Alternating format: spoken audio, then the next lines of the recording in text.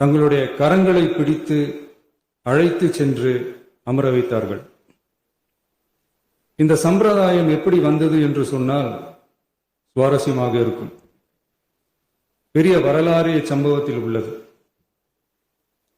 இங்கிலாந்து நாட்டில் உள்ள பாராளுமன்ற நடைமுறைகளை போன்றதே நம்முடைய பாராளுமன்ற நடைமுறைகளும். மன்னராட்சி இருந்த காலத்திலேயே அங்க பாராளுமன்றம் இயங்கியுள்ளது.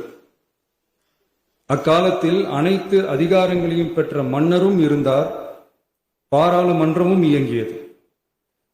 அங்கே மன்னர் ஒரு பணியை செய்ய வேண்டும் என்று விரும்புவார். பாராளுமன்றம் அவருடைய விருப்பத்தை பெரும்பாலும் நிராகரிக்கும். மன்னர் விரும்பிய காரியத்தை பாராளுமன்றம் நிராகரித்து விட்டது என்கிற செய்தியை மன்னருக்கு சொல்ல வேண்டியவர் பாராளுமன்ற தலைவர், ஸ்பீக்கர் என்பார்கள். பாராளுமன்றத்தின் கருத்தை மன்னரிடம் சொல்ல வேண்டியவர் ஸ்பீக்கர். அதற்கு துணிவு வேண்டும். சில பணிகளை செய்வதற்குத்தான் பாராளுமன்றத்தின் அனுமதி வேண்டுமே தவிர அந்த ராஜ்யத்தில் உள்ள எந்த பிரஜைக்கும் மரண தண்டனை விதிக்கும் அதிகாரம் மன்னருக்கு உண்டு.